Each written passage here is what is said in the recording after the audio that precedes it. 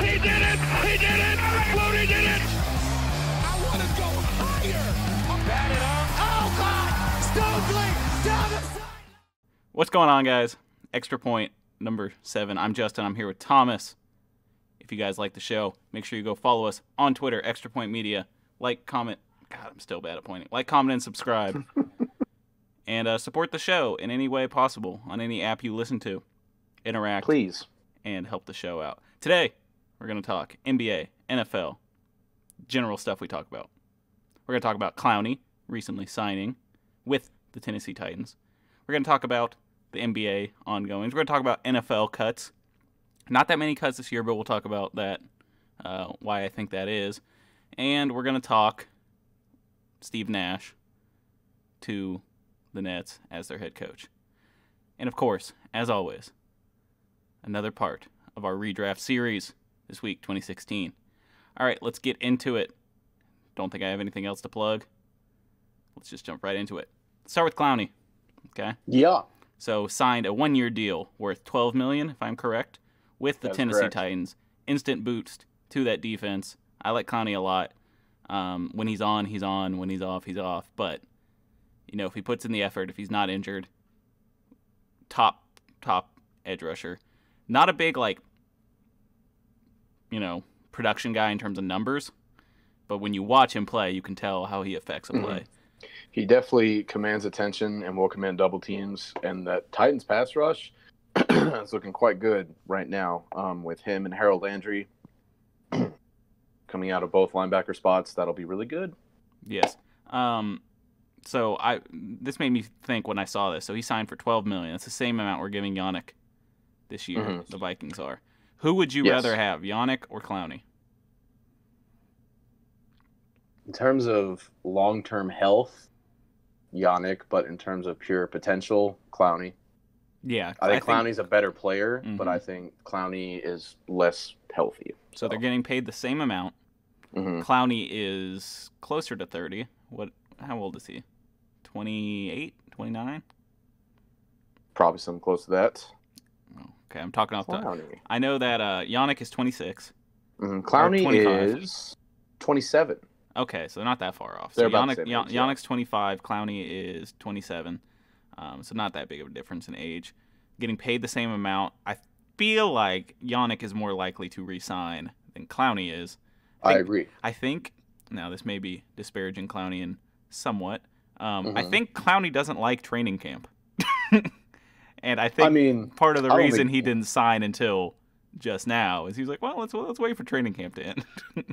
That's entirely possible. Also, I think he was kind of holding out for a bigger deal because he wanted to sign like a multi-year deal. The rumor was he wanted to sign a multi-year deal that was like closer to $20 million per, which you're not going to get that right now. Yeah. I think he picked Tennessee because Mike Vrabel, when he was the defensive coordinator for the Houston Texans, Clowney had his best season, so I think that kind of goes hand in hand. Maybe he wants to play the Texans twice a year for revenge, whatever. But like you said, I don't think he's going to re-sign. Probably not. I think this is kind of a tryout year for a bigger contract. I still think he definitely wants to make closer to 20 mil. Yes. Very appreciative of him not signing with the Saints. I'm happy about that. Of course you are. So take that. As long as he's out of the NFC, he's definitely a disruptor. I guess I didn't give my opinions on whether Yannick or Clowney. I think, obviously, Clowney's health and, like, what are you getting out of Clowney any given year? The upside's definitely higher, obviously. So would I rather Yannick or Clowney? Probably Clowney, given that I know I would be able to sign him to a extension, which probably isn't going to happen, and given that he'd be healthy. But that's just, those are two big givens, and if they're not there, they're not there. And so I'll take Yannick. I'm not mad that we got Yannick instead of... We had to give up stuff for Yannick, but still. Not that much, really. A second and a fifth. At best, if you count the players you're probably not going to be able to re-sign now, then that's different. But but it'd be the same if you were trying to extend Clowney. Probably more expensive. You don't have to pay Yannick $20 million, I don't think. He might want that. I think you get closer to like the 17 Well, the market's only going to go up. That's the Right, other thing. So. Right. Okay. So that's the Clowney stuff. Mm-hmm. Obviously, I think he's going to make a big impact on a team that was already in the AFC Championship game. So, do they get to the Super Bowl? Probably not. The Chiefs are still the Chiefs, the Ravens. There's a lot of good teams in the AFC right now. The entire AFC North division is strong, so all of those teams have a shot, besides the Bengals, of making deep runs in the playoffs. And then, there's just a lot of good divisions. The AFC West is really good. You don't know what you're getting out of the Broncos this year. Yeah. There's a lot of teams in the AFC to think that Titans could replicate what they did last year. It's possible, but, it's not given. Yeah. Okay, next thing, NFL stuff. We're going to talk about some of the cuts. There really wasn't too many big-name cuts. Like, usually we'll get some, like, bigger names that have been cut, and then, they get signed by different teams, and it's actually a worthwhile signing for some teams. Not too many big names this year. I think there was 3 that are off the top of my head that are somewhat big names. Obviously, biggest one being Leonard Fournette. Yeah. Then Adrian Peterson, but even that's not that big of a name. You're not that surprised by that. Even though lots of people really wanted to push the draft Adrian Peterson high this year. Lots of volume for Adrian Peterson in Washington this year. Obviously, Antonio Gibson. So obviously, don't they also have Bryce Love? Bryce Love, right? Yeah. Which he'll probably see the field a little bit this year. We'll see what happens. Since I'm like way on him, he'll probably have like the best season ever because that's usually how it goes. And then so Adrian Peterson, Leonard Fournette, and the other one for me was HaHa Clinton Dix. So HaHa Clinton Dix hasn't really been that good for years. And was apparently getting outperformed by, I think his name is Donovan Wilson. Donovan something, another safety. He was from LSU. So that doesn't surprise me. It does surprise me because I didn't think he was like going to be that bad, but apparently he's not that good anymore. Other names that didn't surprise me but are just notable for me. Mohamed Sanu. Yeah, the Patriots, since the Patriots traded a second rounder for him and he didn't really play ever. Josh Rosen, who I still believe in. Yeah, Josh Rosen. Let's talk a little bit Josh Rosen before you go on. Okay. So backup quarterback at best at this point. I mean, he's not going to be a starter. He's not going to go anywhere and be a starter this season. For sure. I agree. So what team can use a guy like Josh Rosen? I have one immediately that came to my head, but the Eagles. Team like Eagles. I could see the Eagles. The Eagles always need to have a solid backup quarterback. That's just the reality of having Carson Wentz at quarterback. A team like the Denver Broncos could use him as well. He's John Elway's type, which is tall. That's really all John Elway needs in a quarterback. Just a team that can maybe still doesn't have a set. Even a team that has a set starter at quarterback, like they can kind of use him. Like, well, let's see what we can do. Kind of like what the Dolphins did with him originally. And I think if he's on a better team and with a coaching staff that doesn't not want him to succeed, I think he can be okay. He does have his shortcomings, or has displayed his shortcomings. He has really bad footwork somehow for a quarterback. He can't move with his feet at all in the pocket, but he's still been pretty accurate. He's made okay decisions. He's on like his 4th or 5th offensive coordinator in as many years as he has been in the NFL, so that's not ideal. But I don't know. I'm not against 100% the Vikings going out and trying to get him, because right now we're stuck with Sean Mannion. Yeah, Mannion. Is that our backup? I can't remember now. We don't have good backups, and so obviously, if anything were to happen to Kirk, the season's fucked. Yes. I thought of another thing we could talk about, but it's kind of old news at this point. What? Since I just brought up Kirk. We had his Kirk was in the news this week because he from a podcast recorded a month ago. Yes. Not that much has changed since then, so the sentiments there are still kind of the same. But obviously it's been a month since he said the things. Things can change. The big headline coming out of it was him saying, I'm not worried about COVID. If I die, I die. Which not something you would expect from a guy like Kirk Cousins. Because, why does that not translate to the field? That's a very machismo thing to say. because COVID is not a 300-pound defensive lineman coming at you. Yeah, you can't see it. It's not Khalil Mack off the edge. Yeah, exactly. So, but yeah, so that conversation with Kyle Brandt on a new Ringer podcast that he's doing, I think it's called like 10 Questions, something like that. Mm-hmm. They talked about COVID, and he obviously is not a big mask guy, which you're entitled to your opinion, especially when you take that level and you say, well, I'm not a big mask guy, but I'm still wearing a mask because, like, that's the right thing to do. I don't think anyone's a huge mask guy. I don't think anyone's like, oh, just putting up my mask. I'm so happy. Like, yeah. So I think the headline was taken way out of context because the one headline I read was like, if I die, I die. Survival of the fittest. And if you look at the full quote, it's like, that's not what he's saying at all. He does say those words.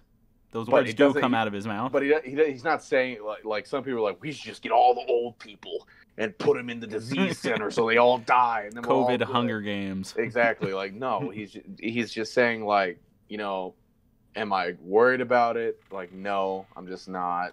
I'll wear a mask because it's what you should do. It's your whatever. But, like, he's not going to be like, oh, fuck, COVID. I'm so worried about the season starting. That's what he's saying. He's not saying, like, man, get the olds out of here. You know? Like it's tough because, like, on one hand, like, obviously, yes, he's entitled to his opinion. It was taken out of context. But on the other hand, you then think, well, you know you're a starting quarterback. You're one of 32 starting quarterbacks in the NFL. You do got to kind of pick your words and know that anything you do say is going to be...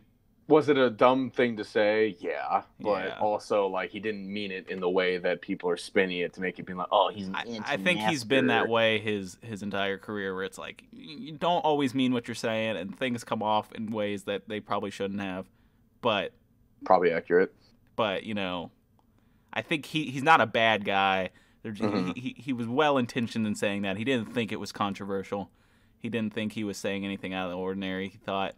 Now, one quote I did hear that I was like, and it wasn't, I don't know if it was on the podcast or not, but I listened to Kyle Brandt on another podcast talking about that Kirk Cousins podcast. And Kyle Brandt said, you know, the reason he asked him that question is because, you know, they're friends, Kyle Brandt and Kirk Cousins, which is a weird combination, but they're friends. And he had asked him, like, in their conversation outside the podcast, like, on a scale of 1 to 10, like, what kind of mask guy are you? You know, like, 1 being like a conspiracy theorist, you know, the masks are meant to be muzzles over our mouth to control us from the government or some shit, to a 10, and Kirk Cousins said he was a .0001. I'm gonna take that to mean I'm gonna take that to say that he's like, I don't think it's controlling by the government, but I just think masks are dumb.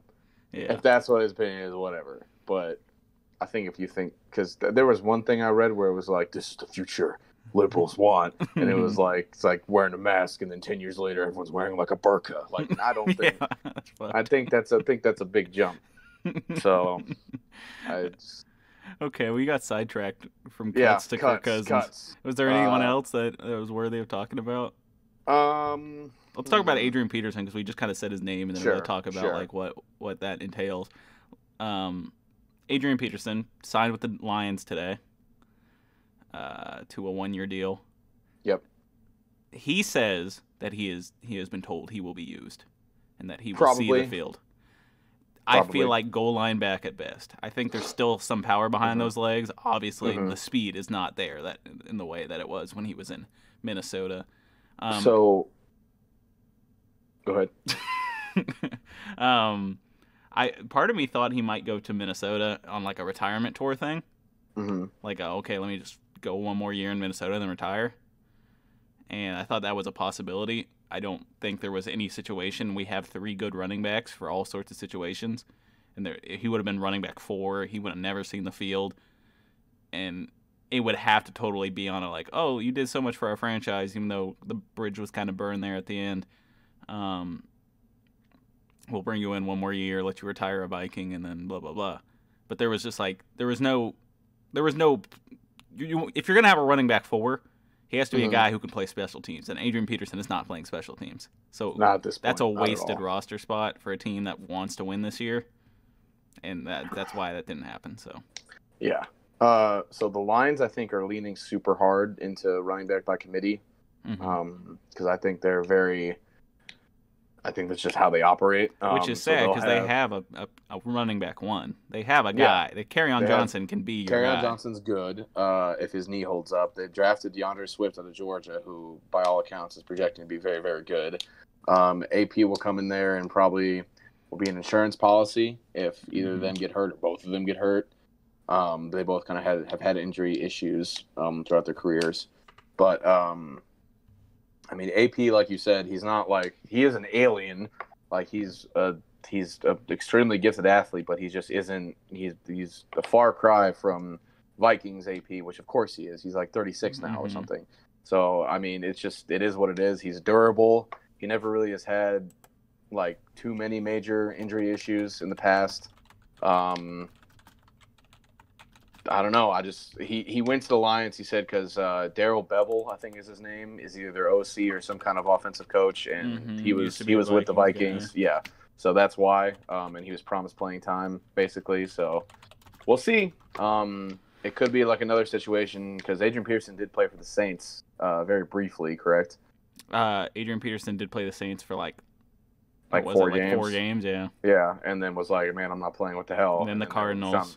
Yeah, and then and then the Cardinals. Which he was actually all right in the Cardinals. But see, the thing is, Adrian Peterson's he went from like, the best running back, probably the best running back of this generation, to like, he's fine. He's good. Like, he's still serviceable. You could still put him on the field and not be like, that is an old man there, and that guy should not be on the field. He's not a liability at any – he's not the best receiver, but he can do it. But he's not a liability at any point of the game yet, so – fuck it. In my head, I was like, oh, the only reason he's still playing is he's chasing the rushing all time. He is not close. No, I thought he was close. That. He is not. So he's at 14,000, and then Emmitt Smith's at 18,000. There's no way he's getting 4,000 before his career is over. No way. If somehow he plays the next 5 years, maybe, but I don't see that happening. Doubtful. And there's no way he gets the numbers in 5 years. He is an alien, so maybe. Yeah, maybe. Okay. Was that all the cuts? Was there anyone else you want to bring up? When I looked through it, I guess we could talk quickly about why this year was different. Because it seems usually that there's players who will get cut and you think, oh, well, they can go contribute to another team. Not really the case this year outside of those 3 or 4 guys we just talked about. Yeah. My guess would be preseason. Yeah, that's pretty much the biggest part of it was preseason. Yeah. Because usually what ends up happening is you have some guy who went off in the fourth quarter who caught like 5 passes for 100 yards. And you're like, well, do we cut that guy? I mean, we got this older receiver here. Let's just get rid of him. He's not going to do much. He's not going to get us 100 yards in 1 quarter, even though it was against 4th-string talent. And then you'll see some guy get cut that you otherwise wouldn't expect just because he's older, but he still has years left in him. And not really the case this year, so... Yeah, it has to be COVID related as to why so few big names. Is there anybody cut from the Vikings that you are happy to see go? Happy to see? Not really. It was really chalk this year. Most of the guys were bubble guys anyway. They were, guys that I didn't expect to make the roster. I think the biggest surprise, if you're going to talk Vikings, was Alexander Hollins, who's a wide receiver. We have too many wide receivers at this point. Yeah. All kind of in the same mold. Like, obviously, we have Thielen at the top, and then Jefferson came in, but then we have Olabisi Johnson, who started to show up last year as like a solid 3rd guy, could even be your 2nd guy in some cases, and then we have guys like KJ Osborne who are useful on special teams, and a guy like Alexander Hollins showed up in the playoffs. I think had a good quarter in the playoffs, caught a couple balls. I can't remember the situation right. There was one big catch that he made in the playoffs that was important to us winning that game. And so part of you thought, okay, well, he might make the team just on that, and that didn't happen, so that'd be the biggest surprise there. But we cut some of our offensive linemen that weren't going to make it anyway, and nothing too surprising on the Vikings front. What about the Browns? So the Browns, defensive end Chad Thomas is off the team finally, so that's very good. He was basically taking up a roster spot to do nothing. And I'm usually pretty positive about players, because I don't want to seem like a guy who's like, but Chad Thomas just wasn't very good. Did himself no favors. For example, like I think someone was heckling him at a training camp practice, and he flipped off the entire stands, and it's like, dude, don't do that. Like, come on. And also, if you look at who was there when he was drafted, it's just like, oh, wow, F. That's not his fault, but whatever. Biggest surprise is probably we cut A.J. Green, who is a cornerback out of Oklahoma State, who was an undrafted free agent for us, but we gave him a lot of guaranteed money so that he would sign with us. I think he'll be a prime practice squad candidate, but we shall see. But that's it. All right, let's move on to the NBA, and let's talk about what's been going on there. Let's just start recapping the playoffs generally. Biggest surprise so far, now we're into round 2 firmly. Biggest surprise, unless you watch the show and have been listening to me talk. Miami up 3-0 on the Bucks. Good. Yeah, I really want to see the Heat. I think they're not like top-loaded talent. They're like solid all the way through, and as I've been saying, like they just have the key pieces around a good star. Jimmy Butler is a star who can win you games, and then they have the right they have the shooting around him. Bam Adebayo is great in the middle, probably the biggest threat that defensively that Giannis was going to face in these playoffs, and it's been happening that way. Could Miami sweep? I mean, they're up 3-0. It's not impossible. And so we'll see how that goes. Is that today? Yes, that is today in 3 hours that they can sweep. Is Giannis actually playing? Because I said he was questionable with an ankle. Which today? Is he playing today? Yeah, or is he playing whatever the next game is? Because he was questionable with an ankle, which is classic Steph Curry move. I don't see anything here saying he's not going to play. Okay, he'll probably play. If he doesn't, they're done. It's over, yeah. Also, I don't like Giannis, but that's fine. I was going to complain more about him winning Defensive Player of the Year, but that's fine. We've already talked about it. We've got the Rockets taking Game 1 against the Lakers.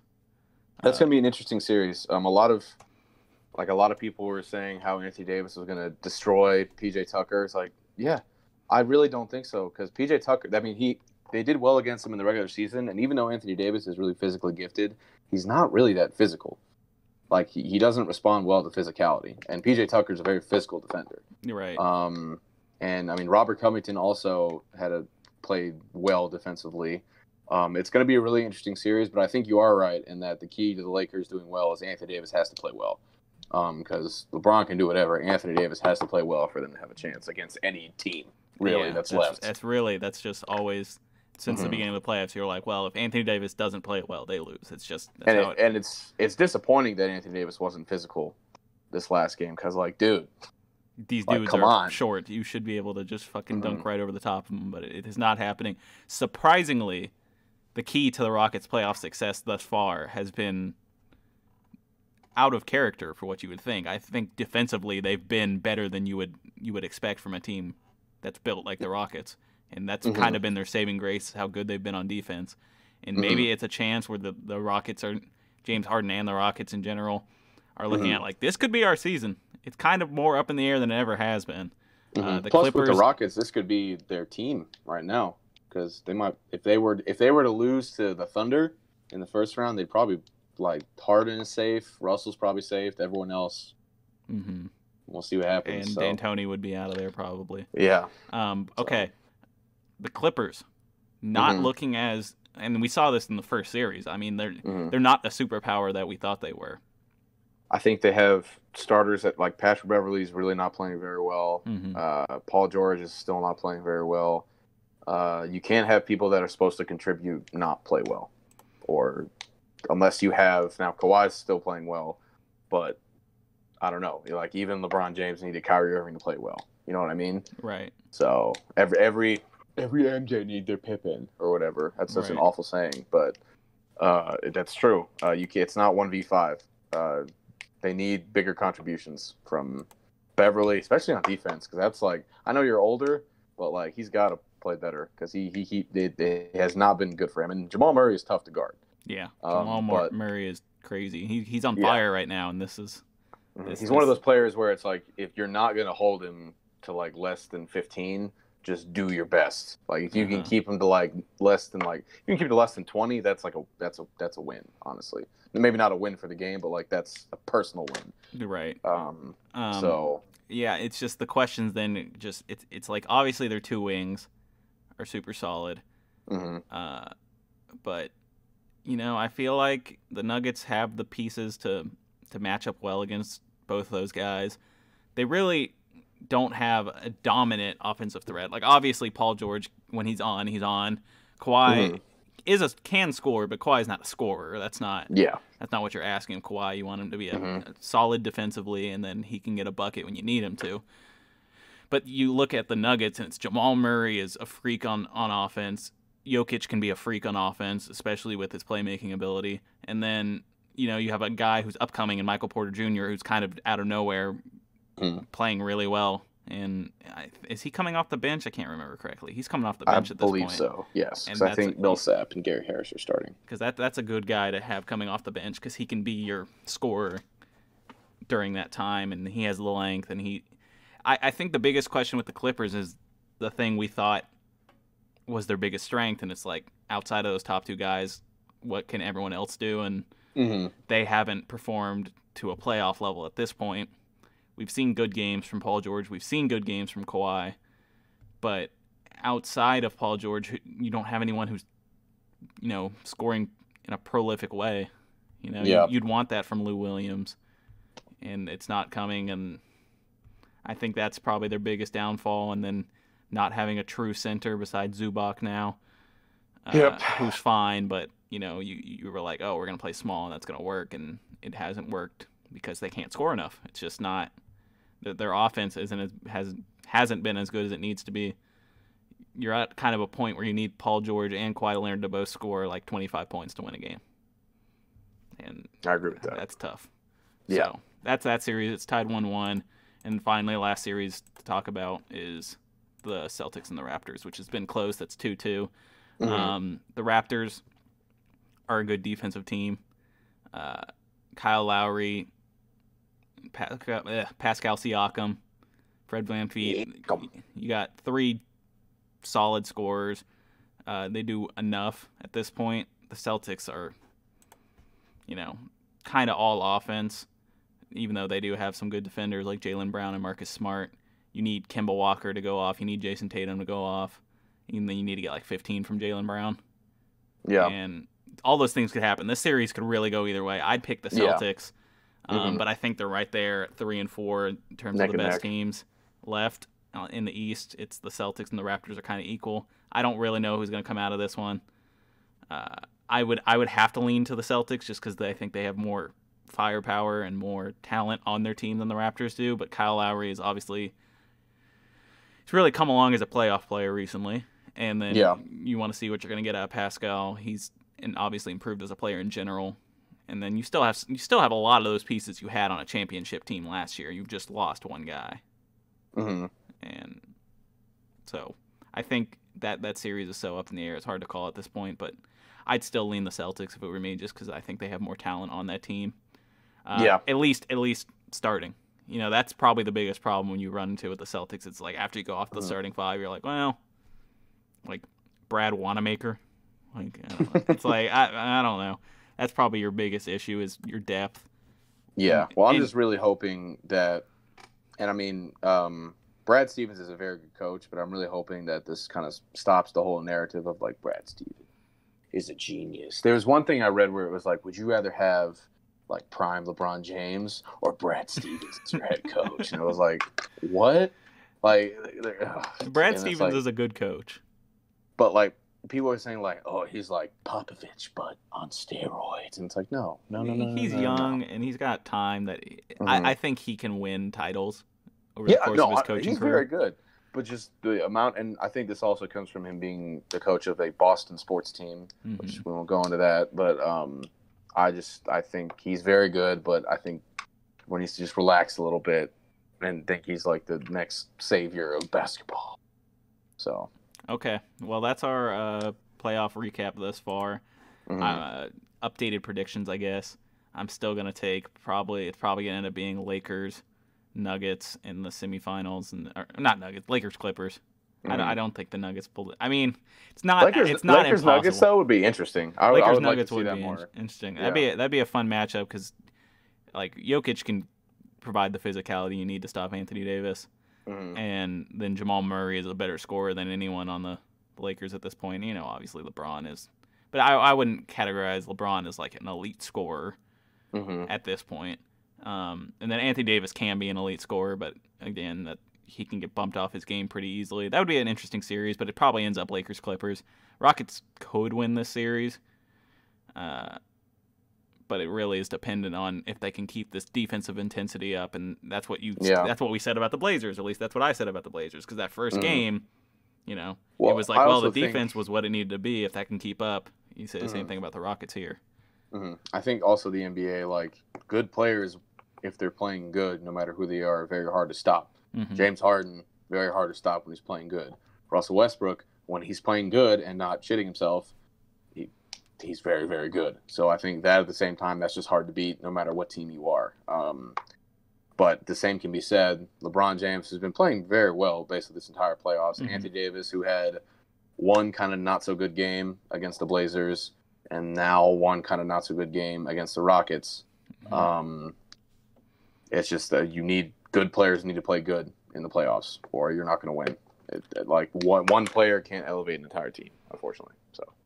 Okay, so I'm going to take Heat Celtics in the semifinals for the East. Okay. I'm going to take Lakers Clippers in the semifinals for the West. Just the other direction. Yes. And then so I'm going to probably the Clippers have just been so uninspired thus far. Yeah. That's like, but I don't want I just don't think the Lakers are like a finals team, but I think at this point in the West, unless the Rockets knock them off, unless somehow the Nuggets get there, I think they can beat the Clippers. I think the most interesting matchup would be Rockets and Nuggets, and it's unfortunate that I don't think that's going to happen. Yeah, probably not. I wouldn't mind Lakers Mm-hmm. Nuggets. I wouldn't mind Lakers Nuggets either. As all of our listeners of the show know, I really like James Harden, Mm-hmm. so I want to see James Harden play more. So also, referees in the East and West, all throughout the playoffs, have been pretty bad. That's NBA basketball, baby. But that's not. that's That's what you just come to expect this at this point. That shouldn't be that way. Like, it's just so bad. Like, it's not even like, because it's not even like they're biased against one team. It's just that they're so incompetent. It like flip flops. So like for a 2-minute stretch, it'll be like the Lakers are getting all the calls, and then for another 2-minute stretch, it'll be the Houston's getting all the calls. It's whoever pisses off the ref most recently. Yeah, which is like it shouldn't be that way. That's all. Like the Game 7 of OKC in Houston was awful, refereeing wise. It was just stupid. Like it wasn't. You couldn't even point to a bias. It was just like because like fouls were being called 4 seconds after the play was over, just stuff like stuff that just shouldn't happen. Especially since there's no crowd. How are you getting influenced when there's no crowd? Like, what are you doing? All right, Heat Lakers. That's my finals. I'll agree with that. Okay. Let's talk one last NBA thing before we get into our Okay. draft. Ooh. So Steve Nash, Mm-hmm. great player for the Suns, stole MVPs from Shaq, Yes. and is now a head coach of the Brooklyn Nets. Interesting. Lots of weird facets to this because not only has he not been a coach, he was an assistant, not an assistant coach, but an advisor. He was an advisor for the Warriors. Mm-hmm. So, like, I'm cool with anyone involved with the Warriors. But I have no clue. Like, does he run that 7-second offense? Like, what is his scheme? There's no way of knowing at this point, so we don't even know what we're getting. And that's somewhat scary for a team that is obviously built to win now with Kevin Durant and Kyrie Irving. That team needs to make it to the finals. I mean, you can't have Kevin Durant on a team and Kyrie Irving, but very much Kevin Durant and not make it to the finals. Like, you should make it to the finals with the best offensive scorer probably ever. So you'd think you would get a veteran coach, and they went with a guy who's never coached in any facet before. And so now he's your head coach. Is he a player's coach? Probably. I think the biggest benefit to him is just from interviews I've seen, he is not someone who's bitter with the way NBA basketball is being played at this point in time. You see some of those older guys, when I played, it was physical. We didn't take all these threes. Like, he has said in the past that he wishes he adopted the current play style earlier and wonders how good he could have been under, what the NBA is today. I think he has no resentment towards how the NBA is played now, and I think that's a good thing. He's probably a player's coach, but then you also are curious, like, is he too much of a player's coach? Because this is a team that if they lose a game, is he willing to get on Kevin Durant? Is he willing to get on Kyrie Irving? Mm-hmm. Well, something that I read, and a lot of articles have been coming out, is that Steve Nash was very, very perfectionist and meticulous in his own preparation as a player. So if he can, I mean, I'm sure Kevin Durant will do that. If he can kind of be like Kyrie Irving, like focus, then I think that'll be a much improved Nets team. But who knows? This is kind of like not necessarily the same thing, but like Jason Kidd getting a head coaching job where it's Steve like we Kerr. don't really know. Steve Kerr. So we don't know. We don't know what it's going to be until the first year. And I mean, with Kyrie Irving and Kevin Durant, if both are healthy, both are focused, you can go as far as you can get. You have two top 10 players. Yes. You are a win now team. It is a Yes. questionable move because you bring in a guy who you don't know what you're getting. Though he must have talked X's and O's, to whoever hired him. There's no way you go in and being like, so what are we doing? Like, what is your plan? Because you can't just not know. You can't be making up on the fly. So he must tell him, like, I run this. And so I'm curious what that's going to end up being. Obviously, they have talent. I wonder if he's a defensive coach in any way because it's not like he was an all-star defender or anything. But we'll see how that works out. And then I think the other topic, the thing that kind of came off of this was like a race thing again because we're curious. You bring in a guy who has no experience to coach a team that's win now, and it happens to be a white guy. Obviously, he's one of the best players of all time. He's Steve Nash. Yes. Like Bark. If Brian Scalabrine was made an NBA head coach, you might have a case. But Steve, like, come on, that's just stupid. I think I'm always for. I think in the NFL it happens more often than not where there's. I don't know enough about like coaching trees in the NBA that I can say like who's qualified, but it happens in the NFL for sure that there's black coaches who are qualified, and you're like, why is Adam Gase getting another job? It's also about who you know. It's about whose opinion you trust. It's a boys' club, right? It's always is. So that's I think that's a little overblown, and I just what is there it's three boys' club. three black NFL coaches? Yeah, which I think is not good. But like, okay, especially when a guy like Eric Bieniemy is out there. Okay, let's name another example besides Eric Bieniemy. Who's the D coordinator for the 49ers? Robert Saleh. Yeah. You coach up one of the best defenses, and Adam Gase has a job. But Adam Gase, the thing is, the owner or the GM of the Jets knows Peyton Manning. Peyton Manning loves Adam Gase for some reason. That's what's going on. I think it has very little to do with that. I think it's just more because it's a boys' club, and that's just what it is.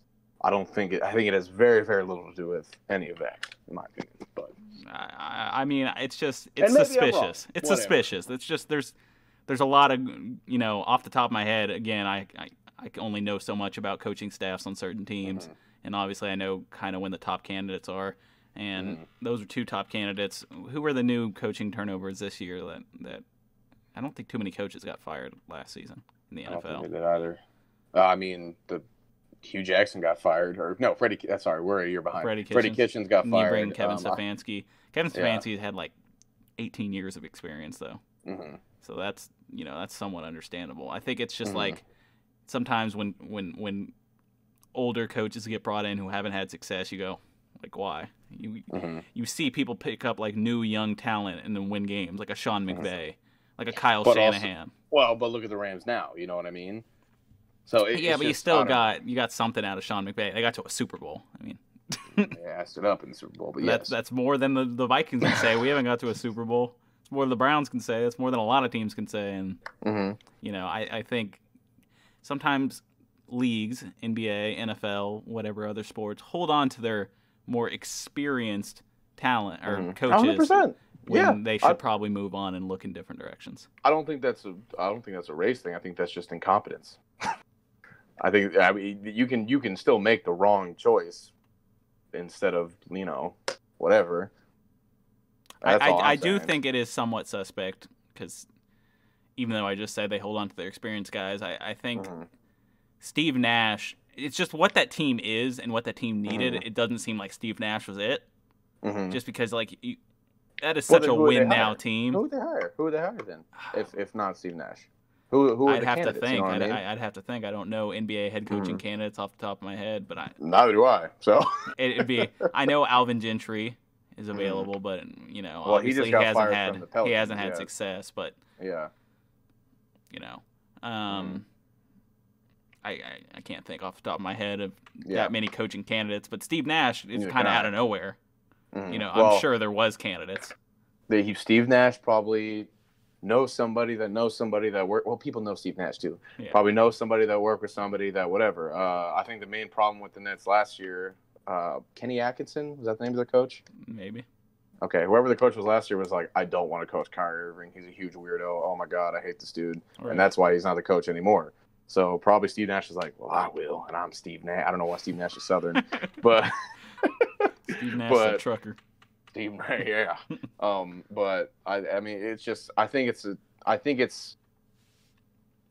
a more simple situation than that. I don't think it's as deep as that. Is all I'm saying. I don't know if it's not necessarily. I think the argument there is not like, well, it was racial bias per se in a way that they were like, well, we're not going to hire a black coach. That's not going to happen. I don't think that was ever said.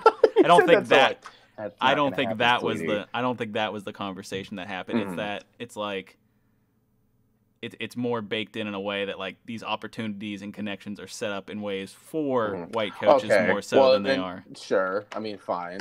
That makes sense. The fact that we have to have something in the NFL called the Rooney Rule, where it's just like you have to interview a black guy. But the Rooney Rule and the way the Rooney Rule came about just sucks. Yeah, that's what I'm saying. It's like nobody likes it. But that gets put there because you're like, well, they're not going to get interviewed otherwise. It's the only reason you have that rule.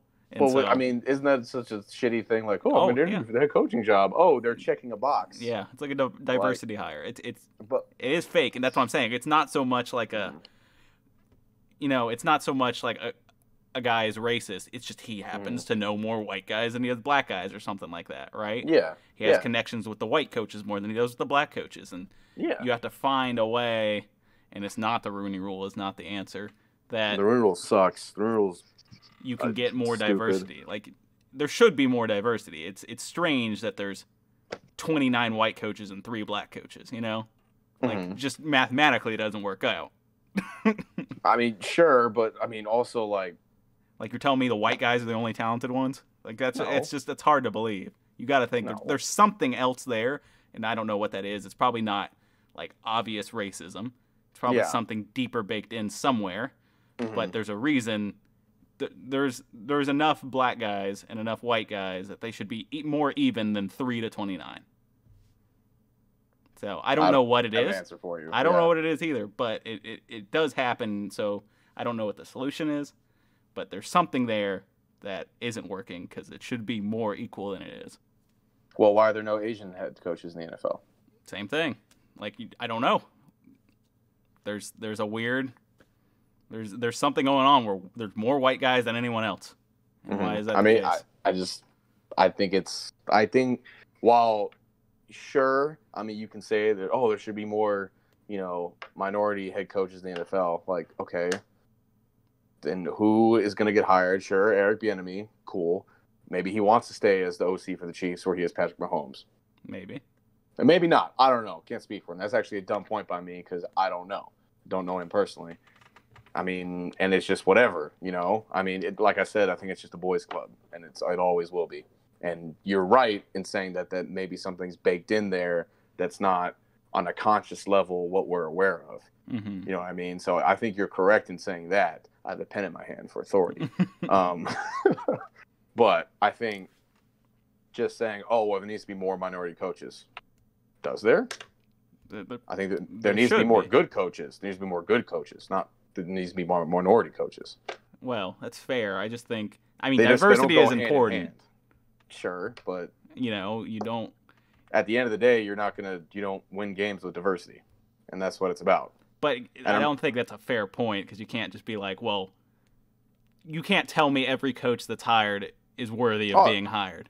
100%. So it's not always, well, he's the better one. He's not. This guy's ass. Adam Gase shouldn't be a head coach. We're just shitting on Adam Gase. Well, because he's the one that's the most obvious to me. No, Adam Gase sucks. And, you're right.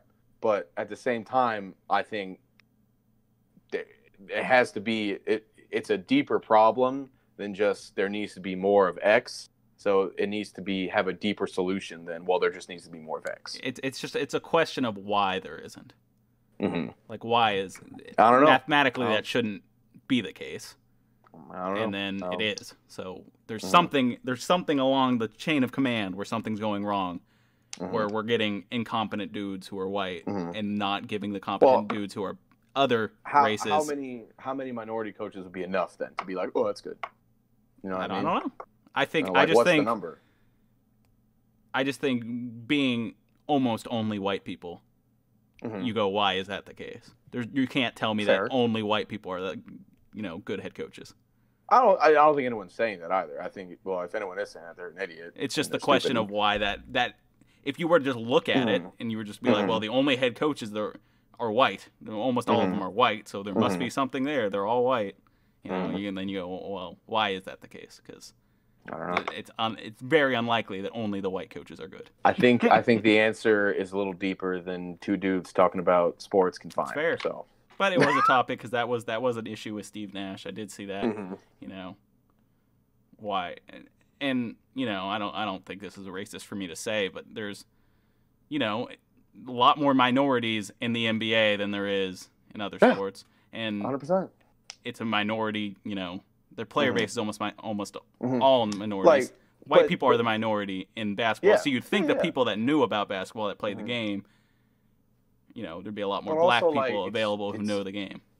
This is Steve Nash. You know what I mean? It is Steve Nash. You're right. I feel like that quantifies itself. Like if we were talking like, I can't think of a middling basketball player who is Caucasian where I'd be like, okay, really? I can. Who? Luke Walton. But he was actually, he was a good assistant. He climbed the path just because he's bad for the Kings and for the Lakers.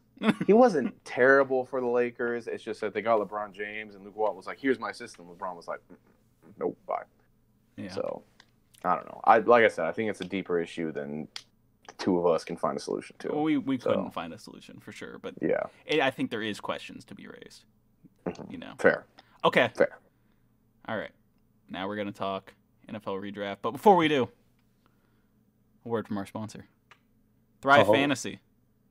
Fantastic app available on the Google Play Store and the iPhone App Store. If you like betting on sports, if you've always been interested in traditional gambling, but are in a state in which you can't do that, you can't, get your line or whatever and get your ticket full of prop bets and different things like that and parlays and whatever. Some people can't. I can't. I live in Texas. You can't.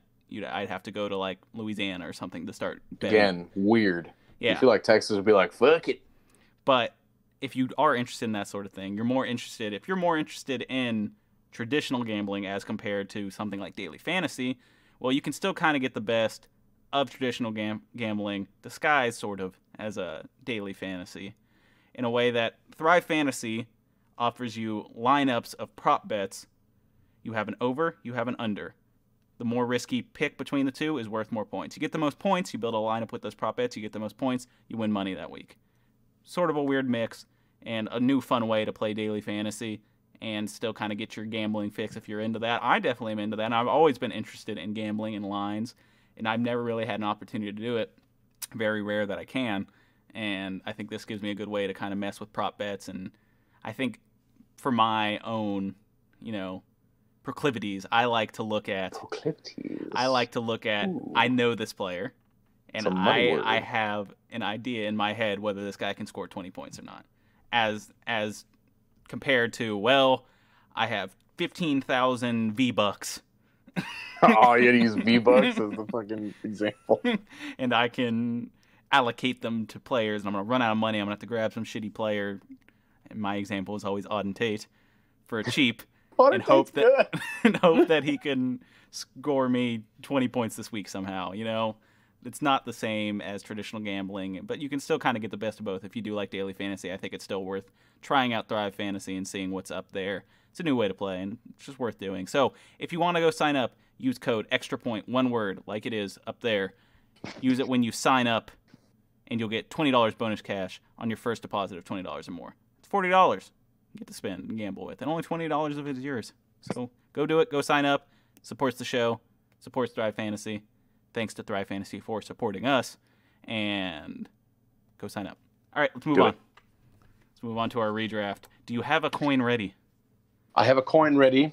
It is not the 2016? proper year. No. Well, maybe. Well, I didn't actually confirm because I was so sure it wasn't. Oh, goodness. No, this is the 2003 penny. So Penny. not We're flipping quite. a penny. I'm flipping a penny. You just don't Flipping have, an like, quarters? old Abraham. No, I don't have change. I'm all liquid assets, baby. Well, liquid assets would kind of be change. No, wouldn't liquid assets Isn't is like... liquid assets like actual money? No. Cold, cold, hard cash. That's not liquid. Okay, fair enough. Yeah. I don't do money laundering like you, so I don't. You clearly haven't read The Art of the Deal. Okay, flip it and let's see who goes first. All I right, guess I'm calling call it. Heads, as always. It is heads. I want to go ahead and go first. Okay. So, Dang. Okay, never mind. so we have a Los Angeles Rams team who was sort of not awful at this point, Not awful. but not good yet. And this is kind of this is the draft. They take Jared Goff here originally, and they start building towards that Super Bowl team.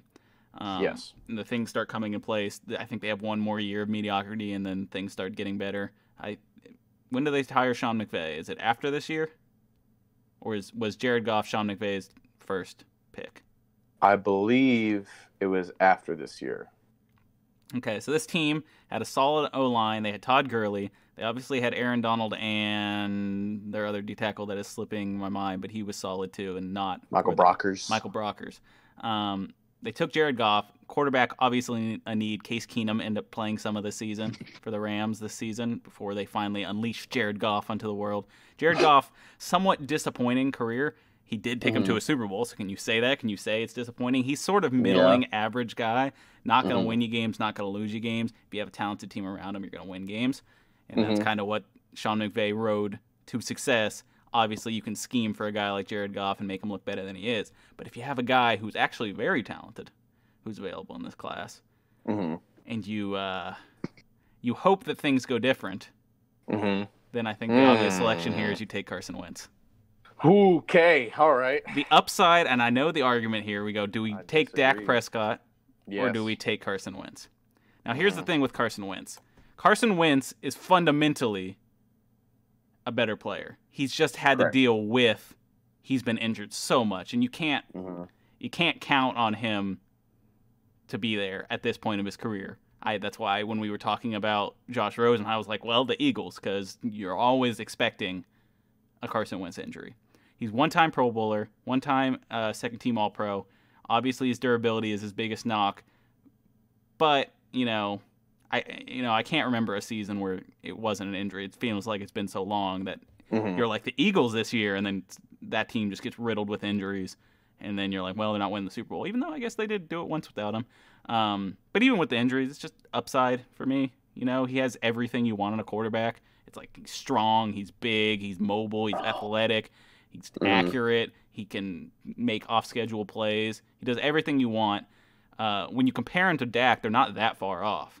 I think the biggest thing is I think Carson Wentz has less than Dak does.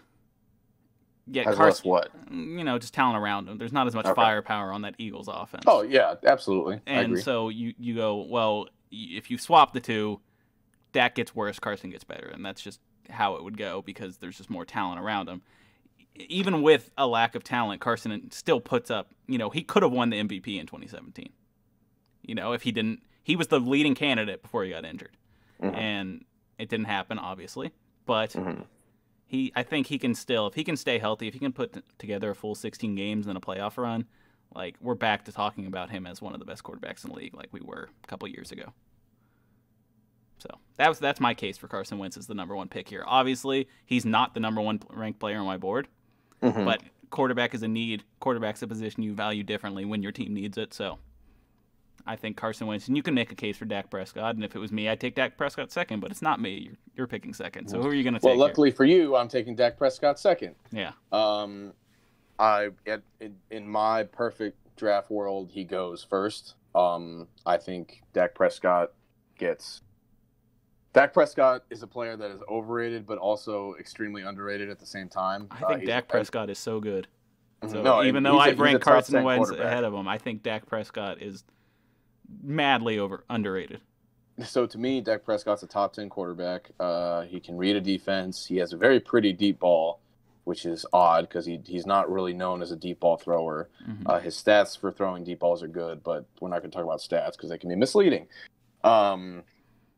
He's really good at reading a defense. He's an accurate thrower. He has a little trouble with mid-range throws in the middle of the field, but that's whatever. Everyone has their weaknesses. He's a leader. He can move.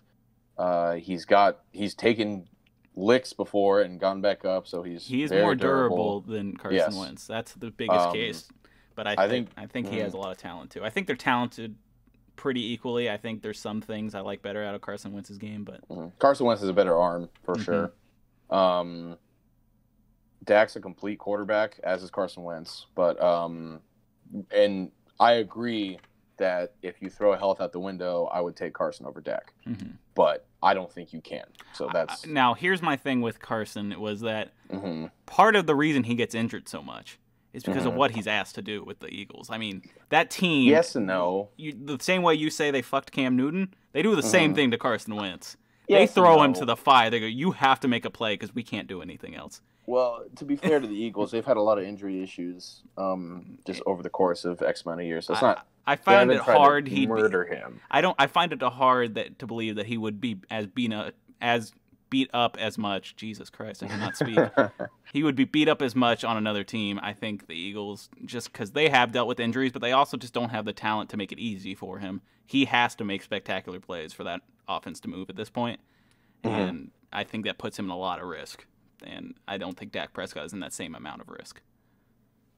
Fair to say, but also I don't think it's fair to say, oh, well, he has more talent around him if you switch situations, blah, blah, blah. I don't think that's fair to say because it's not their fault they have more talent around them. You know well, I I mean? know, but I'm just saying in terms of talent of the quarterback, I think Carson Wentz gets hindered somewhat by what he has available to him compared to Dak. Fair. I think Dak is very good. Dak would have been my second quarterback, but Dak has for his career has had a fantastic offensive line, has had receivers who can catch, had one of the best running backs, if not the best running back in the league, and you can't say any of that about Carson Wentz. Fair. So, I mean, those are all fair points, but the biggest thing for me at Carson Wentz is you can't not be on the field and contribute. So I mean, it's fair, and that was my hesitation. But if I had to pick, and I could pick one, I'd probably pick Carson Wentz. Health out the window, Carson Wentz, everything considered, Dak Prescott. It's fair. I mean, I'm not mad at you. They're 1 and 2 for me. So all right, we didn't even say. Well, I guess we didn't need to. The Eagles picked Carson Wentz there, and now I guess they're getting Dak. Correct. Pissing off many Eagles fans and Cowboys fans alike. They both are angry that Dak is here with the Eagles. All right, the Chargers, who would pick Joey Bosa. And I'm not going to change anything. They're taking Joey Bosa. That's the correct decision. So Joey Bosa is fantastic. I mean, he's really like not the flashiest guy.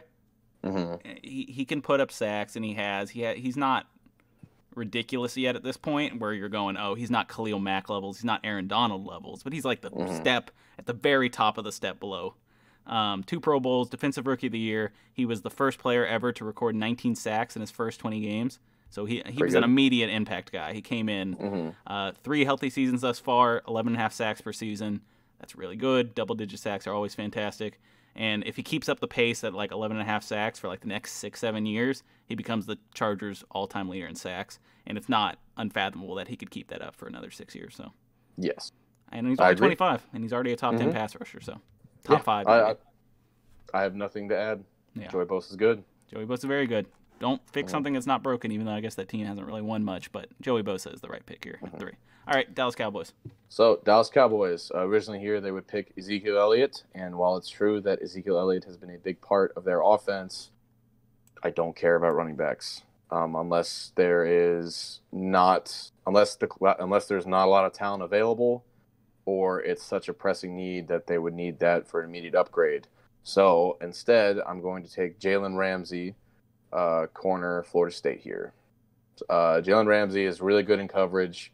Some people say he's soft, and I was one of those people too. I think he just wanted to get out of Jacksonville. Yeah. I think that was just a bad. I think that was just a bad situation. They were being ran poorly, and I think he just wanted to get out of there, which he did. So whatever. Still one of the top. I would say a top 3 corner in the league. He's one of the few guys you can truly just like put on an island and trust that there will be no play made on him. Mm-hmm. He's just he's fantastic super good. Man corner. Yeah, he's super good. He can play man or zone. Really nothing else to say. He's going to be one of the better corners in the league for years to come as well. Did he sign an extension with the Rams? I don't know. I think, does he have one more year with the Rams? I think he might have one more year on his deal. Okay. Well, kind of hope he doesn't. He gets off the Rams and comes to. Well, if he comes to the Browns, that'd be cool. But we don't need a corner. But we'll see what happens there. Cowboys. Like I said, Ezekiel Elliott was a big part of that offense, but I also think there's a lot of running backs coming up in the future. There's one in this draft that immediately jumps off the board that you can definitely get later. So I think you got to go with positional importance. If you look at the Cowboys now, their corners are Chidobe Awuzie, he might be moved to safety. Jordan Lewis, who also plays some safety. Trayvon Diggs is a rookie who I'm not a particularly big fan of. No, he's apparently been good in camp. But camp is whatever. Every rookie's good in camp. It doesn't matter unless you just suck. But Jalen Ramsey immediately is an immediate starter, immediate top 5 corner. Mm-hmm. That's the pick there. I think that's good. They had secondary issues for a long time. Yes. Like that was always their biggest question mark, was like safeties now in the corners. They had Byron Jones at this point. You could still slot him in with Byron Jones. Like, that's not a problem. Yeah. It's a good problem to have. You're like, I have too many good cornerbacks. Yeah. Yeah. Okay. But they still had big question marks, even with Byron Jones and their secondary. Mm-hmm. It didn't seem like they had just a solid enough group all around. So I like the pick. I was kind of hoping he'd drop lower for me. I'd get him somewhere else, but that's not going to happen. Negative, sir. So now we're picking for the Jaguars, who did pick Jalen Ramsey at this time. They could have. This team was pretty shit. This is the first year they start building this team into a defensive juggernaut. That didn't really work. So I don't think I'd want to keep any of the same players they had before, because everyone wants to leave. You're gonna have to. Oh God, we've lost you. Oh God, darn it, bro! He's gone into the void once again. That's 2 shows back to back. That's very unfortunate. I'm so sorry. So yeah, I don't think I'd keep any of the players they already had. Really, they had a solid wide receiver room at this time. This was Allen Robinson, Allen Hurns, and Allen Hurns, and was D.D. Westbrook on the team at this point? Not yet. And then who else am I missing? Whatever. Anyway, so they had a solid wide receiver room. Didn't really need a wide receiver, even though there is some good wide receivers here. I think they had Deshaun Gibson, right, at safety, so he's solid. Probably don't need to upgrade. Not that there's any free safeties who would go here at 5. So let's just get the best player available. Well, do it. It's like the best. Do I want the best offensive player available or best defensive player available? There are 2 ways you go here, and both are correct. I wouldn't hate on you for either or. That offense with Blake Bortles, it wasn't going to get much better no matter what you did. That's why I think I can't go who I'd like to go here. So let's just upgrade the defense and add Chris Jones.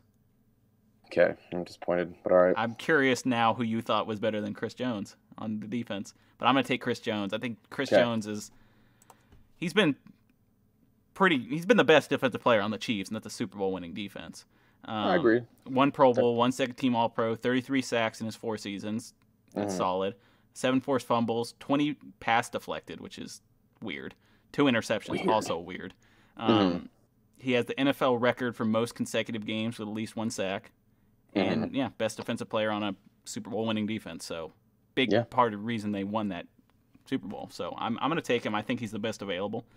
I obviously must have him a lot higher than you, because he's number 2 on my board. So, I'm curious. I mean, he's not that much. There's a certain defensive lineman I like more than Chris Jones, but that's just me. Yeah. Now I know who it is, who I have a lot lower than you, apparently, at this point. Chris Jones is super good. He's one of the best defensive linemen in the league. He signed a very team-friendly contract that he's still making a truckload of money with, so whatever. But the fact that the Chiefs were able to sign Mahomes and him is like, wow, it's really good. Really like Chris Jones. He can play inside. He can even play end if he needs to. He's that athletic. He was one of my boys coming into this draft, and the Browns had the first pick in the second round, and Chris Jones hadn't been picked yet. And I was like, come on. And we picked Emmanuel Ogbah instead, who was good for us, to be fair. He was pretty good. He was not a solid Jones second good, defensive. He's not at all. But Chris Jones is really, really good. Can't say enough good things about Chris Jones. He's super good. See, with that description, it doesn't seem like I should have got all that vitriol I got when I said the name. Taking him here at 5. Very little vitriol. You gave me like a because I was expecting so hard to hear the other thing. So whatever. Yeah. Well, you can take him next if you want. I'm not taking him next because the Ravens here. So the Ravens here. Looking at the roster. So they originally would pick Ronnie Stanley here. This was, I guess we'll talk about Laremy Tunsil now. This was kind of where Laremy Tunsil was expected to go before some like complete terrible person was like, let's leak this video of him hitting the gas mask bong. Just absolutely ripping it. Yeah, just ripping it. Which powerful lungs. Also, gotta be, because have you? I know you have not, but if you have ever used a gas mask bong before, have you? That is not a good experience. Have you? Just imagine being trapped in a bubble with nothing but smoke. It's like you're in a fire, and there's no air to breathe. Just pure, unadulterated marijuana. So have you used a gas mask bong before? I may or may not have. I deny all liability. Deny all liability. There's no liability. We're not going to arrest you. But the fact that somebody leaked that, apparently that was like his uncle or something. Cut that dude off. He is no longer your family. Yeah. I watched some weird documentary now that we're just talking about this. I watched some weird like gas mask bongs. I watched some weird like SC documentary, or I don't remember who it was. It could have been Vice for all I know. Some, like you see them on YouTube, those like short, like 15-minute documentaries. Yeah, and it was talking about, he went to Ole Miss, right? Yes, correct. So it was talking about how a bunch of Ole Miss players got paid, and like there was a whole scandal there, and all these people got brought in, right? And they were trying to connect the gas mask bong incident to that, and that it was kind of like, because Laremy Tunsil didn't take money from another team or something like that, that they then tried to sabotage him in the draft. Well, which was an interesting theory. How stupid! Like, if still that's ended up true, getting pick 13. That's whatever. That's crazy. Going into this draft, Laremy Tunsil was viewed as like the next best offensive tackle prospect, but I think the guy that you're not taking him. I'm not taking Laremy Tunsil. Now when I select Laremy Tunsil, we'll have nothing to talk about. That's fine. We can reiterate. We can talk more about gas mask balls, I guess. The Ravens here are taking who they originally picked in Ronnie Stanley. I probably would have changed that, but interesting. So Ronnie Stanley, honestly, when he was picked, the Ravens were like, well, we were going to pick Laremy, but all this other stuff that came out, we weren't sure.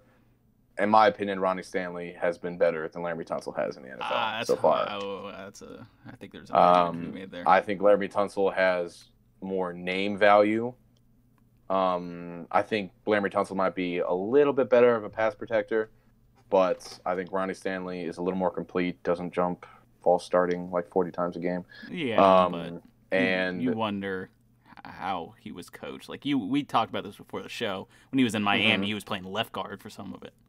Sure, but also so you're like, they don't know how to do offensive line there. But also, like, here's the play. The play starts on Hut and not Hut. Don't jump on Hut. Laremy, God damn it. But then he went to a better situation now in Houston, where he's one of the best left tackles. False starting. Yes. He is one of the best left tackles. I think Ronnie Stanley is too. I really like Ronnie Stanley. I think he's super good. Yeah, I think he's I probably would have taken Laramie Tunsil here over That's Ronnie fine. Stanley, but I think it's more preference. I really like Ronnie Stanley. I think he's one of the best left tackles as well. All right. So. I mean, it's fair. Your offensive line is kind of one of those things where it's like one of my things. It's one of those things where you look at it and it's kind of subjective. You're like, it is and it isn't. I know what you're saying. Like, especially at the top end. Yeah. You're like, well, is this guy giving up? You're like, if they're not absolutely shit, it's like the variance between them is somewhat, minute. Interchangeable. Yes. So but that's not 100% correct, or not 100% wrong. But yeah. Yeah. Okay. San Francisco 49ers here. They take DeForest Buckner. This is who Thomas wants me to take here, and I would be hard-pressed to find a better player here that they would need. Obviously, I do have to factor in that if they take him again, he's going to leave after his rookie contract again. Technically, he was traded. He wouldn't leave. Didn't he leave? Well, they knew they had to pay him, and that's why they got rid of him. So yes, kind of the same thing. Not really. Kind of the same thing. Not really. You're like, we can't pay this guy, and he's going to ask too much money. And we don't think he's worth that money, so we're letting him go. Not true. They didn't want to pay him. It's not because they think he's worth it, because he's fucking worth it. Tell you what. I don't think the 49ers thought he was worth it, or they would have just re-signed him. But instead, they kept other players on their D-line, and we'll see how that goes for them. Fine, I'll take DeForest Buckner here. Let's go, baby. I think you don't fix what's not, if it's not broken, don't fix it kind of thing. Obviously, he was a key part of a Super Bowl caliber defense and probably the best defense in the league last year. But that whole line is stacked. How will he be with the Colts, where the line is not nearly as stacked? I think he'll still be quite good. Probably still be pretty damn good. Yes. And worthy of a first round. They traded a first rounder for him, so Mm-hmm. I think it was worth it. Obviously, he's a very valuable player. I know you love him, so I'll let you gush. Go ahead. So DeForest Buckner, for me, is my number one prospect in this draft class. Over Joey Bosa. Yes. Crazy. Okay, go ahead. He's super good. He's a disruptive force on the interior. He played defensive end in college, but he can play either or. He's so good. His hand usage is amazing. He's quick off the line. He's not. No, Aaron Donald's better. Whoa, you're about to say something wild there. Yeah, and I'd have to think about it more, but he's definitely in the conversation for best D lineman in the game right now, for sure. Aaron Donald's better, but that number 2 spot, I'd have to think about it. It'd be him, Chris Jones, probably others. You're going to take Myles Garrett and Danielle Hunter out of it? I'm thinking more about interior. Oh, okay. Even though Aaron Donald does play the end now. Yeah, I'd really Fletcher Cox too, but I'd really have to think about it for who the better interior defensive lineman is. So okay, so yeah, if you're talking interior defensive lineman, that's fair. Yes. Okay, fair enough. Fair enough. For someone that you think is the best prospect, I'm surprised he's here at 7. Well, so I originally had it going. I originally had him going to the Chargers. Yes. So. I feel like you could have put him on the Cowboys too if you wanted to, but you didn't. I could have, but the need wasn't as pressing at that point. You took Jalen Ramsey over him. Correct. Okay. They still had, oh wow, I forgot his name. David Irving at this point, who is not as good as DeForest Buckner, but was still good, and the need was higher there at corner. So. All right, fair enough. You're picking here for the Titans. I assume I know what you're going to do here. Go ahead, talk about the Titans. Do you? Yeah. So, Tennessee Titans, do you really? I don't think you do. I think I do, but we'll see. Okay. Titans at this point were they were a team. Their defense was pretty good. Yeah, their defense is pretty good. Otherwise, really across the board, they're pretty unremarkable, to be honest with you. I think their linebacking core was solid at this point. Their linebacking core was solid. Really, their front seven was pretty good for the most part. There might not be names, but they had good players. Al Woods and Daquan Jones are both pretty good players. Their safeties are a little lacking, but I don't think you can take a safety this high unless they're Jamal Adams or Earl Thomas. Harrison Smith. Yeah. If you look at their offense, they have Marcus Mariota, who actually had a pretty decent season the following season after this draft. They had DeMarco Murray at running back, who was really good. Wide receiver could definitely use an improvement. However, I'm going to go with who they originally picked here. That's exactly what I thought you were going to do. Told you I had you figured out. I like my lineman. I'm sorry. I knew you were going to take Jack Conklin. Jack Conklin was really good for the Titans. He plays right tackle for them. He's everything you want a right tackle to be. He's very good at pass pro. He's a very good run blocker. He's starting for the Browns now at right tackle, which I'm very excited about. He's really good. I really have not. The fact that he hasn't made a Pro Bowl yet is. He did. He's one-time Pro Bowler. Then why is Wikipedia lying to me? Okay, well, whatever. Jack Conkling's really good. Yeah, 57 of a possible 64 games. Mm-hmm. So obviously Durable. injury issues not a problem. He helped the Titans in his 4 seasons there, rank among NFL leaders in multiple rushing categories, 2016 to 2019. PFF give him a run grade of 78.1 over 4 seasons, which is the 12th best of any tackle during that stretch. PFF. Well, they do some interesting analytic stuff. I know you hate them. Their O-line stuff is truly terrible. Like that's one thing. Like I can understand some of the other stuff, but their O-line stuff is poop. That's all I have to say about PFF. Okay. That's not all I have to say about PFF, but yeah, I knew that was chalk there. I mean, he is one of the best available left. He'd actually be I had one player ahead of him who may have gone there, but I think Jack Conklin is solid right tackle, solid run blocker. Good pick. Okay, Chicago Bears here. Would originally take Leonard Floyd. Not a bad pick.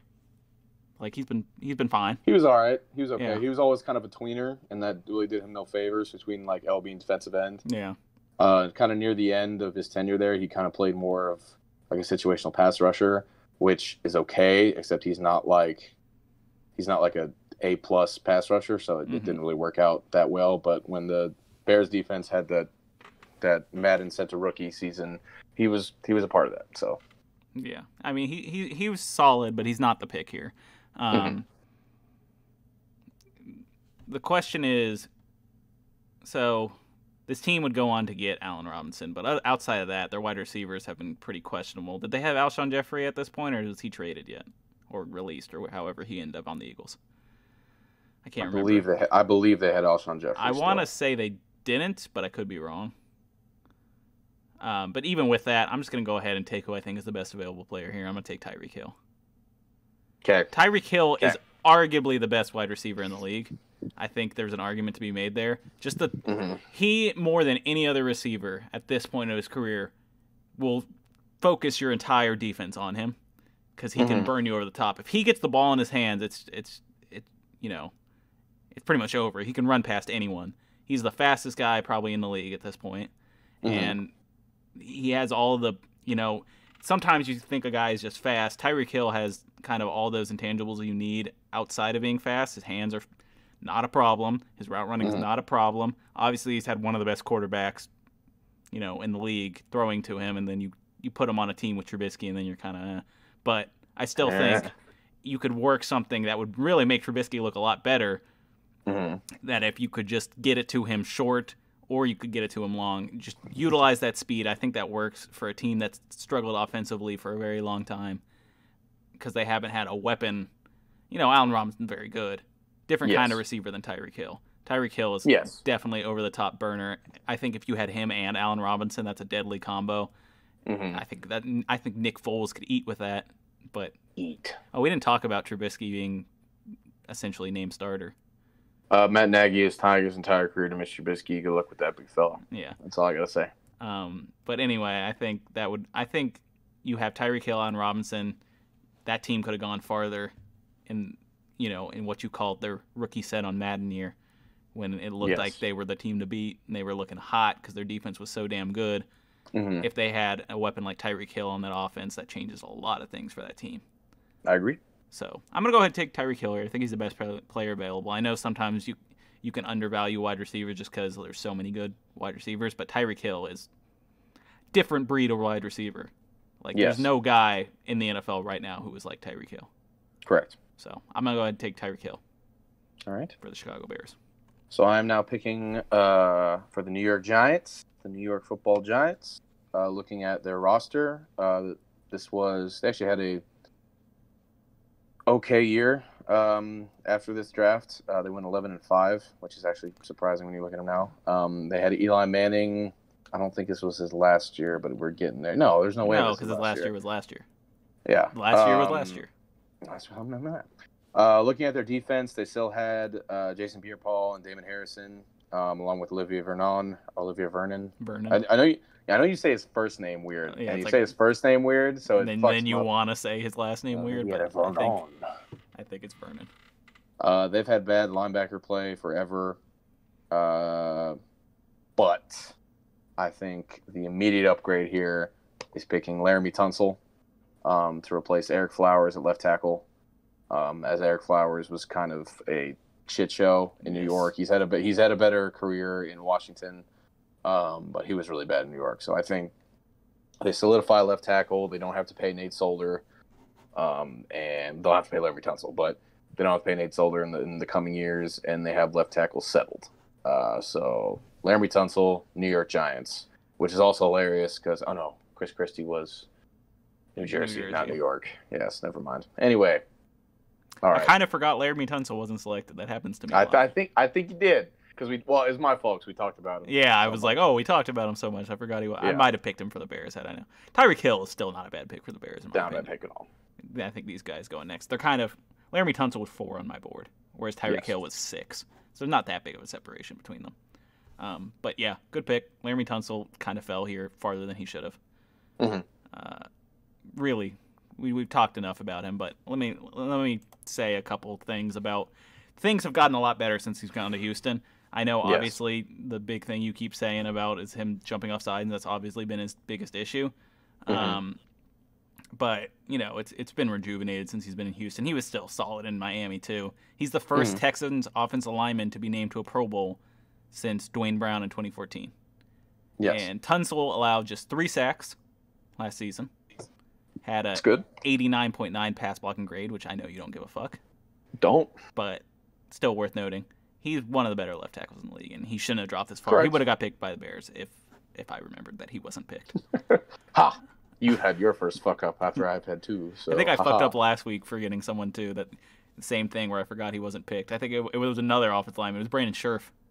Was it Brandon Scherf? That I forgot he was not selected, or I would have picked him. Okay, well. Tampa Bay Buccaneers took Vernon Hargreaves here, who really isn't awful, but he's just he was fine. He was not very good. He's just fine. He wasn't very good. He wasn't very good at all. I don't think he's like Eli Apple, who you failed to mention.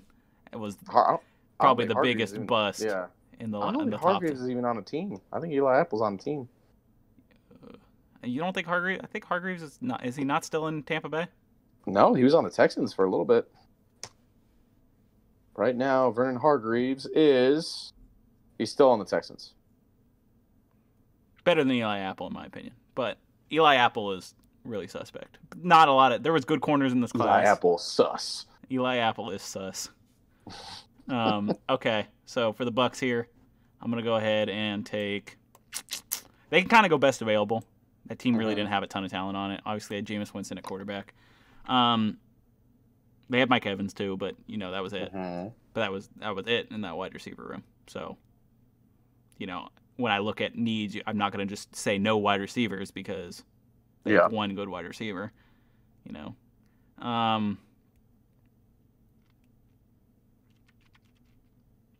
There's a good pick here. There is. But it's probably not the pick you're thinking of, honestly, just because you always give me a face and then go on to be like, well, you were right, Justin. Actually, that was a great pick. You give me a face and then confirm my pick. I don't always do that. This defense needed help. I'm going to take Deion Jones. Okay, that wasn't who I wanted you to pick, but that's fine. I feel like I know who you wanted me to pick, and it was probably my second option. Mm-hmm. But I'm going to take Deion Jones, one-time Pro Bowler. Outside of 2018 season when he was like fucked up and injured, it's been positives for Deion Jones.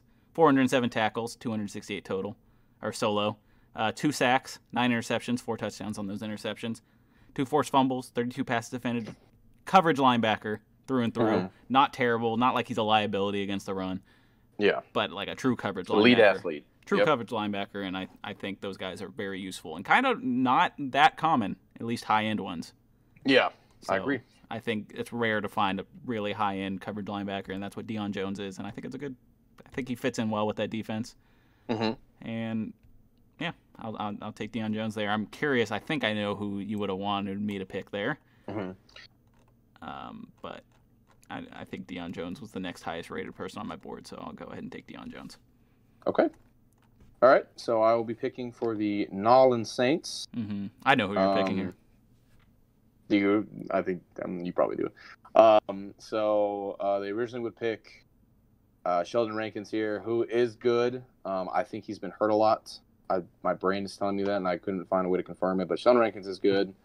But I think looking at their roster and who they have, I think. Oh wow! Sorry, I just spotted an XFL on the Saints roster. Was it Halui Kikaha? Oh wow, him too. They have two. Their defense was really not very good. No, yeah, I was suspect. So I think you go with Yannick Ngakoue here. Oh, not who I thought. No. Actually. So they do have Cameron Jordan at this point, but on the opposite end they have Paul Kruger, who was kind of in the twilight of his career at this point. So I think if you have Cameron Jordan and Yannick Ngakoue on opposite ends, that's a lethal pass rush combo. That can be a start of rebuilding your defense into something better than what it is on this screen. Because, wow, yeah, they're pretty not very good in terms of personnel. So, Yannick Ngakoue. Fair enough. Yannick Ngakoue, now a Viking. Absolutely not a good run stopper. No. Which is probably the biggest knock. I actually didn't have him that high on my board because of that reason. Like, definitely pure pass rusher. If that's what you want, if that's what you need, fine. It gives me concerns as a Vikings fan. Like, we don't have a run defense at this point, and that scares me. But, yeah, if you're going to take him for pass rusher, obviously he hasn't been like a world beater. He's not mega beast. He's not, Khalil Mack. He's not Myles Garrett. He's not Danielle Hunter. But he's like. But good. if he was, he would have gone first in this draft. So. Right. He's just good pass rusher. He's like a high end pass rusher. So not a bad pick there. I actually had him kind of lower on my board. He made my top 15, but now I got to sneeze. Now I don't have to sneeze. Oh, okay. magic. All right. So yeah, that's fine. Probably not who I would have picked. Okay. Just because I feel like I would have gone chalk. But it's fine. For the Dolphins, they took Tunsil here. He's not available anymore. There's really not any left tackles available here. Correct. So I can't do that. They had Tannehill, who has turned out to be better than he was in Miami, at least with what they have in Tennessee. But you could keep him at quarterback. Like, I could go Jared Goff, but I'm not going to. Yeah. Wide receiver at this time, they had Kenny Stills. They had Devontae Parker. I could address it. But you know what? You know what's been a big question mark in Miami for a long time? What? Running back. And I'm going to take Ezekiel Elliott. Ezekiel Elliott is worthy. Like, we had Le'Veon Bell make our top 15. Bell. We had Le'Veon Bell make our top team because he's a top running back. Ezekiel is the same way. Like, you can take a running back in the top 15 if they're that kind of talent. Ezekiel Elliott, obviously, like, even if you would call last year a down year, still a 1,000-yard rushing season. Yeah. The biggest question mark always with Ezekiel Elliott is, like, as a pass catcher, he doesn't have that versatility to him in the same way that a guy like Christian McCaffrey does, or a guy like Dalvin Cook, or a guy like Saquon Barkley even. Like, those guys can be elite. Like, you would never expect Ezekiel Elliott to have a 1,000-yard rushing and receiving year. So that's you're kind of pigeonholed in that way, where he's like a pure 3-down running back. And I think he's obviously been pivotal to the offense of the Cowboys. Like, they built that offense around him for a long time. Yes. Now it's kind of leaning more towards, like, okay, well, you can't just run all the time. That doesn't really work in today's NFL. So now they're obviously gearing it up for Dak. But in Miami, that was like Jay Ajayi, Kalen Ballage, or whatever. Like, they never had a true solid number one guy at running back. Tannehill, Ezekiel Elliott, Devontae Parker, Kenny Stills, that team, that offense is not a bad offense. Still defensively, a lot of question marks, and I could have maybe addressed that here. But I'll grab Ezekiel Elliott because I think he's just kind of one of those elite running backs in the league. He's a top 5 running back. So. Okay. All right. Yeah. Not a bad pick at all. Now you pick for the Oakland Raiders. So I'm picking for the Oakland Raiders. At this point, they were still not super good. They had pieces in place. They, of course, had Derek Carr. Their O-line was pretty decent at this point. When did Derek Carr like break his leg? Was it the season before this? Or was it this season? It wasn't this season. He was drafted the season, so it wasn't the season before this. His rookie year was last season. Yeah. It was 2015. So, yeah. So I think it's the it was next year. after this. Yeah. 2017. Yes. Which is also when he kind of started being not that fantastic. Well, he had that MVP-like season, broke his leg, and then has not been the same since. So I think offensively, they still had Amari Cooper at this point. I know he wouldn't really be all they expected to be, but I don't think you can really go wide receiver here. Looking at their defense, they had Khalil Mack at this point. Their linebacking core is pretty not very good. Their cornerback room is good for now, but that won't be good very soon because Sean Smith will stop being good for no reason. Originally here, they would have drafted Carl Joseph. This is actually kind of a tough pick because they have a lot of ways you could go here. Mm-hmm. Let me take a quick look at who is still available. I think there's 3 guys they could pick here. Yeah. And any of them would be an upgrade, so. Yeah. Kind of just your choice of who you have ranked the highest.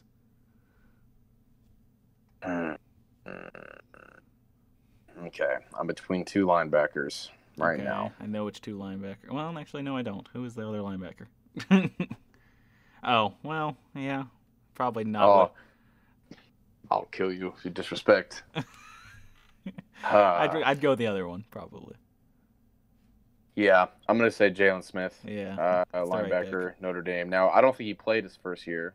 Am I correct in saying that? Yeah, he was injured. Yeah, because he had drop foot. But he hasn't had problems since then. So yes, has not been problems since then. He's really good. He's a complete linebacker. He can cover. He's a better run stopper than he is coverage linebacker, but he can still cover. He's a good pass rusher too. Honestly, he's good at shedding blocks. It's like he's just not productive in the pass rush. That's but he definitely commands attention though. It's like what, 6 sacks in the last 2 seasons. Yeah, but I mean linebackers, unless they're coming off the edge, don't really get sacks. Yeah, to be fair. I'd say he's all around good in coverage, good against the run. Mm-hmm. 1 Pro Bowl. Yeah, he's one of the better linebackers in the league. That's an immediate upgrade over who they have at linebacker, which was Malcolm Perry and washed Bruce Irving. Even though Bruce Irving did get 7 sacks this season, he's more of a pass rusher anyway than a linebacker. And Malcolm Smith, who was just kind of okay this year. Go Browns. I know who I'm picking for your Cleveland Browns. Do you? Already. Why don't you go ahead? I think I know who you're picking too, but let's see. I'm just gonna make this easy. I'm gonna pick Michael Thomas. Yeah, that was the pick there. So originally I picked Corey Coleman originally. Yeah. Originally in my draft I had Tyreek Hill dropping this far. So did you have Michael Thomas higher than Tyreek Hill on your board? Yes. No. I find that crazy. No, I don't. But because I think team balance wise, I think Mike Thomas fit. I think Michael Thomas would really work with Baker Mayfield. Yeah. More so than Tyreek Hill would. Yeah. Maybe. I think Michael Thomas kind of, if you're going to run, especially what Stefanski likes to run. That's true, which is kind of a West Coast type deal. Yeah. Like you want short passes and then zone run. Slant. I think that works. Michael Thomas, it's kind of one of those guys. He's probably going to beat my ass for letting him drop all the way to 15. Yeah, Mike Thomas is going to beat your ass, bro. Probably. He'll probably make a tweeter. That's golly, I'm old. A Twitter post about you. Man, I've always been doubted my whole life. At least I picked him. You should go beat Thomas's ass. Mm-hmm. So okay. I picked him earlier than Tyreek Hill in my draft. But you didn't pick him. I didn't have the choice. Anyway, kind of like a slant beast, possession receiver beast, not like a burner, not really a deep threat, but like super, physical in the short possession game, good route runner, and kind of just like an all-around beefed up Adam Thielen. It's not actually a terrible comparison. So think about it. Yeah, I think I think Michael Thomas is pretty solid.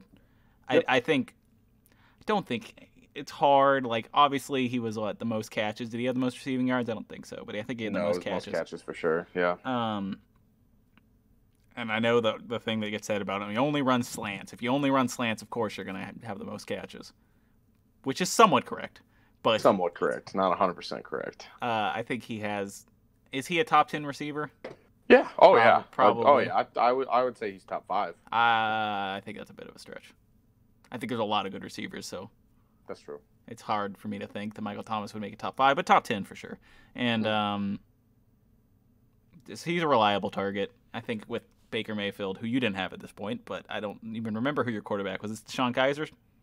No. Who was your quarterback at this point? It might have been Josh McCown. Oh no, it was Cody Kessler. Oh. Thanks, Hugh Jackson. So let's see what we could have drafted instead of Cody Kessler real quick. You keep talking. Cody Kessler and Michael Thomas would not be a great combination, but Cody no one Kessler, in Cody Kessler would be a great combination. I have a fun fact about Cody Kessler to tell you after the show. No, after the show. Oh, okay. Got to be after the show. That's an after the show conversation. All right. So yeah, Michael Thomas, I think down the line fits in really well with the offense they're about to be running here next season. Mm-hmm. He's Adam Thielen. If he was on that team, he'd be Adam Thielen in that offense. Yes. And then I guess Odell would be your Stephon. Yep, I agree with that. So, I think that would work. But it's kind of all I got to say about Michael Thomas. Guys we left out. Guys we left out. Keanu Neal, a very good safety, has had injury issues. Xavier Howard. Xavier Howard, a very good corner. Ryan Kelly also had injury issues. Yeah. Ryan Kelly. Joe, motherfucking Schobert, who left us. Sorry. Miles Jack. Derrick Henry, but running backs don't matter. Matt Judon. Matt Judon's overrated, in my opinion, but that's just me. Could it be that he plays for the Ravens? No, I don't have that kind of bias. You don't understand. It just seems like the players you tend to say are overrated either play for the Steelers, the Ravens, or the Bengals. Who have I said it's overrated that plays for the Steelers? There was someone. Someone. I can't remember. Was it TJ Watt? 'Cause I think TJ Watt's good. No, not TJ Watt. I think he's overrated by Steelers fans. Juju Smith-Schuster, because he is. You can't tell me he's not. What was the Pouncey? He didn't like Pouncey either. Because he's it just seems like it's always the players. You always got a comment about seem to be on the Steelers. But also or the Ravens, because those players also get the most hype from their own fan base. And it's like you haven't just admit it. So come to the hate. No, I will not. People say TJ Watt's better than Myles Garrett. That's wrong. That's just incorrect. Kevin Byard. Kevin Byard is really good. Very, very underrated safety because he plays for the Titans and his name doesn't roll off the tongue. Mm-hmm. Austin Hooper, Michael Pierce, DJ Reader, CJ Ham. Okay, come on. Best fullback in the league. Andy Janovich, boy. Actually, it's probably Kyle Juszczyk. It probably is Kyle Juszczyk. CJ Ham's number 2 for me. I like Andy Janovich. He's on the Browns also, but he was on the Broncos when I liked him, so fair. Well, my fullback made the Pro Bowl. Did yours? I don't give a fuck about the Pro Bowl. And also, fullback, 4 teams use a fullback. Will we actually throw to our fullback and involve him? We do. He's actually pretty involved in our offense. That means we're going to involve Janovich, so. You probably are. Unless Kevin Stefanski's been fooling us. Unless he's just been a ruse this whole time. Oh, hello, Robbie Anderson, I guess. Yeah. I think that's kind of it, honestly. There was someone else. Corey Littleton. Corey Littleton's really good. I don't know if that he'd be a first-round player, but he's quite good. So. All right. So that's our show this week. Hour and 40 minutes. Thomas expected this to be short, and it was not. Well, we had that whole sidetrack convo about minority head coaches, so I think I added another 10. So. And we added Kirk Cousins in there. That's true. And, yeah. And I like now we're hitting a point where it's like I don't have to think too far back when we come to these drafts. Yeah. I can remember the situations these teams were in a couple years ago. Whereas sometimes, when we first started 2010, I was like, fuck. Fuck. I was just barely watching at that point. I didn't have the same understanding. Who the fuck is this? But I want to see what next draft's a good draft. 2017. Off the top of my head. I like the first pick a whole lot. Was it Baker? That was 2018. Maybe. But I like this guy a whole lot. Oh, I thought you meant the first pick actually. No, I do. Oh, the first pick actually in 2017. I like him a whole lot. Was it a quarterback? No. Then it was Myles Garrett. Yeah. Okay. Unfortunately, he probably wouldn't go number 1 Well, overall. who's in that class now that Myles Garrett Patrick went fucking Mahomes. Fair. Okay, yeah. Yeah, no. Patrick Mahomes going 1. We spoiled it. Yeah. Okay. Spoiler. I mean, All right, guys, go follow us on Twitter. Like, comment, subscribe if you enjoyed the video. We'll see you guys next week. Go Toodaloo. download Thrive Fantasy. All right, bye, guys.